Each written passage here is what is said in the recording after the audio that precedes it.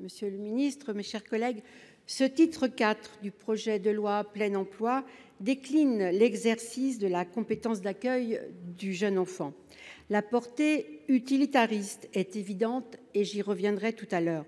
Mais je souhaite prendre la parole pour regretter la manière dont le Gouvernement nous conduit à faire évoluer le cadre législatif s'agissant de cette noble activité, de cette politique qui donne du sens à l'action publique. Vous ne le savez peut-être pas, mais je suis éducatrice de jeunes enfants et cette activité professionnelle a nourri mon activité locale et mon activité de parlementaire. Et je suis convaincue que c'est par l'éducation qu'on permet aux enfants de s'émanciper, de se construire, que la rencontre de l'altérité, la socialisation permet d'acquérir très jeune les clés de la vie sociale. Et ces convictions, monsieur le ministre, je les ai partagées ici avec des collègues, bien sûr, et avec d'anciens collègues. Et je pense notamment au pédiatre Claude Dillin et au principal de collège Jean-Louis Touraine, qui ont été des fervents défenseurs également de cette politique publique de la petite enfance.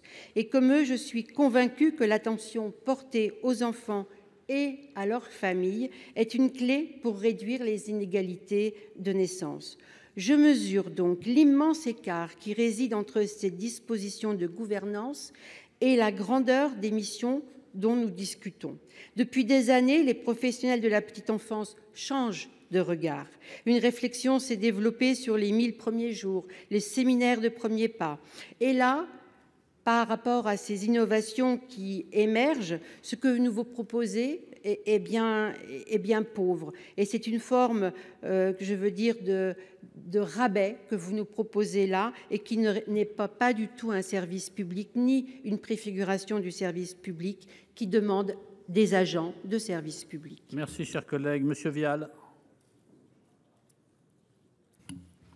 Oui, merci.